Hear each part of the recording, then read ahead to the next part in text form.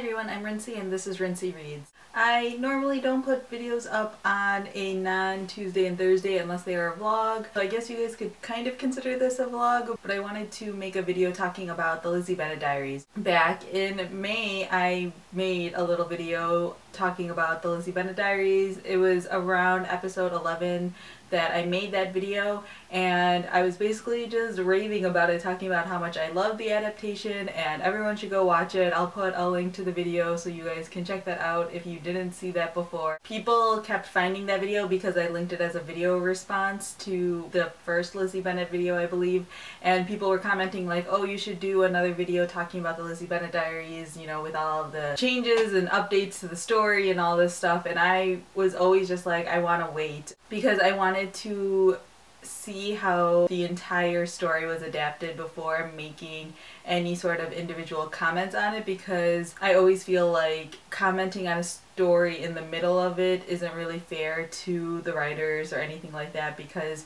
you don't necessarily know where things are going to go. But now that the show is all over, I figured I would finally make this video talking about the Lizzie Bennet Diaries. I basically have been watching this since the very beginning. As I mentioned in that other video, I heard about it when Hank made a video talking about it, and I was excited from the very beginning, and then I saw the first episode and I was immediately hooked. I connected with the show on a lot of different levels. Obviously, I'm a fan of Pride and Prejudice. I read it in high school and I have loved it ever since. I've seen a handful of adaptations of it and I always love it. I always connected with the character of Elizabeth Bennet like a lot of females do, because she is so smart and slightly snarky and opinionated. She was just such a fun character and very relatable. But then this adaptation, I felt like, took it to another level, and there were specifically a lot of parallels to my own life, which was really weird. Lizzie was a mid-20s media related student and I am in my mid-20s-ish and studied journalism in college. She has two sisters who on the surface seem very much like my two sisters. I very much have a sister who is like Jane. She's crafty and she loves cooking and she loves fashion and things like that. I have another sister who is really outgoing and fun and sometimes gets into a little bit of trouble. I even have the mother who just really wants her daughters to get married, and that just sometimes seems like her only focus. It was just really weird sometimes watching the Lizzie Bennet Diaries and seeing things unfold and having a lot of those events really closely relate to things that have happened in my own life. The Lizzie Bennet Diaries is just so different from every other adaptation out there because it's done in the vlog format. Of course, it's going to be its own show, but I think also just the fact that it lasted for almost a year. I think there are like 9 hours of just Lizzie Bennet episodes, and that in and of itself allowed the show to do so much more with its characters. There's the fact that they were willing to cast non-Caucasian people in some of the main roles, which was absolutely amazing and something that is sorely lacking in the television and film industry. There's also the fact that while Pride and Prejudice is a love story, I feel like Lizzie Bennet was less of a love story and more just a story about relationships in general. The fact that there are about 20 episodes before a single guy even shows up, I think, is a huge testament to what the focus of the show is. Yes, it's about Darcy and Lizzie falling in love and changing and things like that, but it's also more about Lizzie and her relationship with her sisters and her relationship with Charlotte and her trying to figure out who she is as a human being, which is just such a refreshing take on this story and not one that I was necessarily expecting to see out of it. And another thing is the fact that this adaptation made me love all of the characters in this story. Originally, when it comes to Pride and Prejudice, I don't really care that much for Lydia and I don't really care that much for Caroline, and I don't really care that much for Mr. Collins or George Wickham. In this adaptation, I actually cared about all of them, and while yes, George Wickham is still painted as quite the villain, and even Caroline gets the short end of the stick to a certain extent, I feel like you still get a deeper sense of who they are.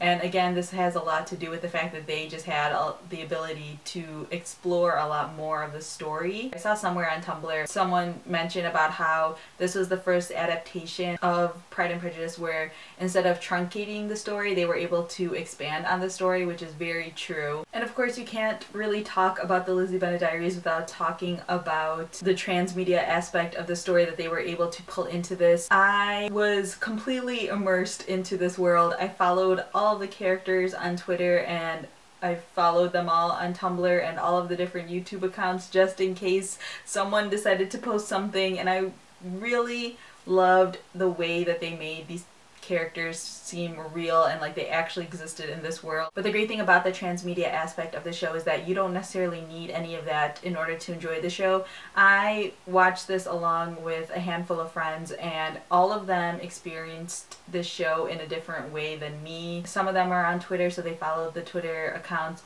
Some of them use Tumblr, and so they would look at the Lizzie Bennet Diaries Tumblr tag. And some of them really just watched the show and would only look at the things that we would link to or comment about. And I'm watching all of this unfold, and I'm seeing all of these different aspects. I was just in awe of this entire team for what they were able to accomplish and how they were able to build these different layers so that no matter which way you chose to watch the show, you would still enjoy it. I could probably go on for days talking about the Lizzie Bennet Diaries.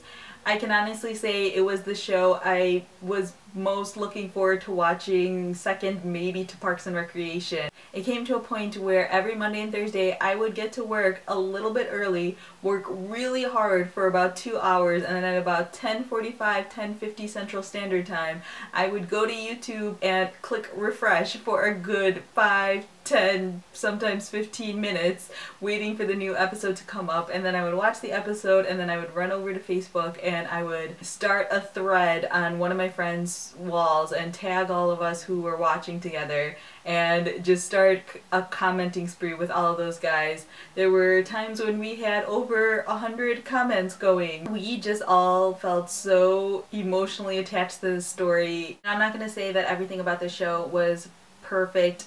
You could see that sometimes the writers and the staff were trying different things just to see, you know, would this work? Does this make sense? With adaptations, you kind of have to take a little bit of a chance. If an adaptation follows a story too closely, it won't necessarily work, especially because this was an adaptation that took it to a modern setting. There were a lot of things that had to be changed, and so you kind of do have to take chances and take risks, and sometimes those risks work and sometimes they don't. And I'm sure that anyone on the staff could probably think of something that they wish that they could do differently. It's kind of inevitable. But I think that overall they did a really great job. I love how they handled Lizzie and Darcy's relationship. You know, Darcy doesn't actually appear in that many episodes. And I think that's one of the great things about the show, again, is the fact that it really is about Lizzie and her growth. And yes, you do get to see a lot of growth in Lydia and Charlotte and Jane, but in the end it is Lizzie's story, and it is about her changing her perspective on the world and on different people and realizing how she needs to grow up and how she needs to change, which I think is just really, really beautiful. I think again it was punctuated by the fact that the final episode didn't even have Darcy in it. It was just her and Lydia and Charlotte, just like the first episode was just her and Lydia and Charlotte. And it's fun to kind of compare and contrast the first episode and the last episode, just to see how Lizzie and Lydia and Charlotte have all changed their perspectives on the world and have grown up a little bit and just experienced so much and are in just such different places, and just how much a year can change things. I mean, even I know from looking back on my old vlogs, I feel like those seem like forever ago, and I feel like I've already changed so much in this past year. So yeah, those are my thoughts on the Lizzie Bennet Diaries. If for some insane reason you haven't watched this show yet, there will be a link down below to one of the playlists that are out there that has the complete Lizzie Bennet Diaries. Obviously, I think everyone in the world should watch this, especially if you're a fan of Pride and Prejudice or if you enjoy romantic comedy. If you did watch the Lizzie Bennet Diaries, feel free to talk about it down in the comments below, because I never want to stop talking about the Lizzie Bennet Diaries. It is honestly one of those shows that I will watch over and over and over again.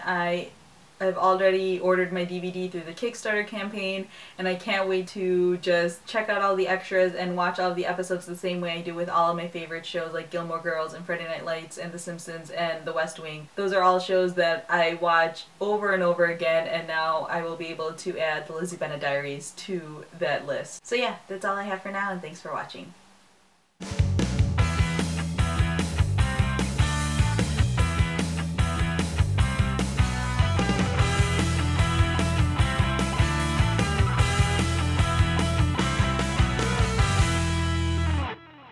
And I did this in the last Lizzie Bennet vlog I made, but I'm also wearing another Lizzie Bennet related shirt. It is a Pride and Prejudice sweatshirt that I got from outofprint.com, outofprintclothing.com. I'll leave a link to that down in the description below. It is really awesome and warm, and I highly recommend their clothing.